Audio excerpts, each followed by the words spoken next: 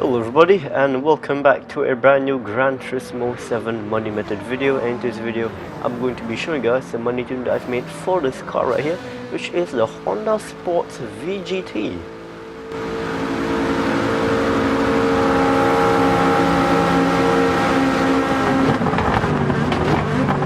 Alright, so the car is on sale inside the brand central, so let's go in. And then once you're in, go to Asia Pacific and then press on Honda, and once you're in, go into the showroom and scroll all the way to the right side, and this is the car that we'll be using today. It's the Honda Sports VGT. So this car here costs a total of 1 million credits, just like every other Vision Gran Turismo car in the game. And here is the color selection. There's 10 in total. So starting off with the white, and I'll slowly scroll through it. A lot of really nice colors, especially this one right here. This color is very unique. I like it a lot. And then we have this matte silver, which looks very nice, very sleek. Before we continue, if you guys are enjoying the video so far, be sure to drop a like on the video and subscribe to the channel if you guys haven't already. It helps me a lot and really appreciate it. I'm trying to get to 5,000 subscribers before the end of 2025. Anyway, so here is the tune. As you guys can see, this is a 700 pp tune. So starting off with the tires, we are mainly going to be using racing mediums. That's right, we're going to be using racing mediums for this tune. Make sure you guys do have yourself intermediates and heavyweight tires, because we might use them for this that we're going to do. And here's the suspension setup. So as you guys can see, you can't really change much on this car, unfortunately, but hey, you can still change, well, you can still do some changes in the suspension section, thankfully. So I did some small changes to the suspension section here, because the car itself already felt pretty good. So yeah, I just did some small changes here and there. And moving on to the differential gear, as you guys can see, can't change it whatsoever. I went to the tuning shop and there were no upgrades that I could buy for this thing, unfortunately. And then moving on to the aerodynamics, yeah, can't change that as well. For the ECU, full control computer, up adjustment 100%, ballast 13 kg, ballast positioning minus 48. So why they're adding ballast is so then I can reduce the performance points of this car, so I can fit in racing mediums while still maintaining just below the 700 pp limit. So yeah, don't worry though, 13 kg of ballast is not a lot, and putting it on minus 48 to the front wouldn't affect it too much, because you know it's only 13 kg of ballast and the car still weighs under 1000 kg. So yeah, this car is extremely light, very agile, so that makes it very fun to go around the corners. So yeah, everything else over here for transmission, nothing. And then moving on to this section here, pretty much nothing you can do except for brakes. Set your front and rear balance to +3. So that's pretty much it.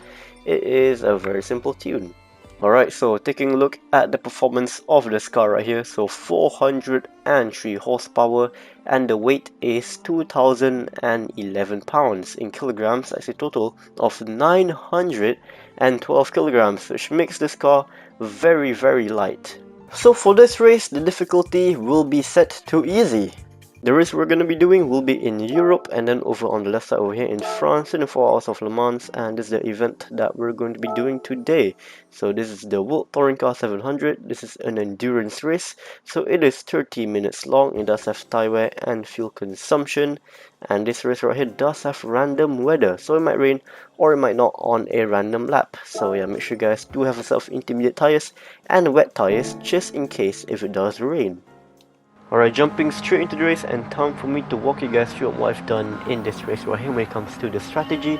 Also, just a little heads up, the footage I'm showing you guys right here, the strategy and the way the race plays through might be a little bit different compared to your own race, and that's because this race right here does have random weather. So because of that, the result of each race and the way the race plays through is going to be slightly different from one another. Anyways, so at the start of the race right here, as you guys can see, I've set my fuel map all the way to 6 all the way to lean.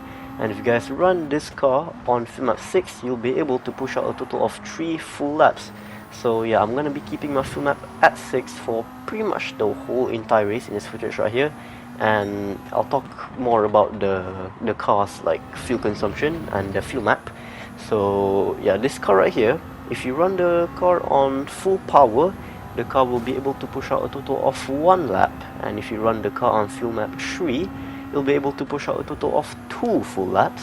And if you run the car on fuel map 6, which is what I'm doing right now, you'll be able to push out a total of 3 full laps. Also, right here at about, well, almost halfway through lap number 3, if you guys look at my weather radar, it seems like it's about to start raining quite heavily on track. Yeah, take a look at those rain clouds. Those are some hefty rain clouds right there. So fast forward to the end of lap number 3 right here, after trying to keep my car on track on racing mediums while in the rain, I finally made it to the pit lane entry. So entering the pit lane right here, I'm gonna go for intermediate tires, and I'm also gonna refuel the car until it is completely full.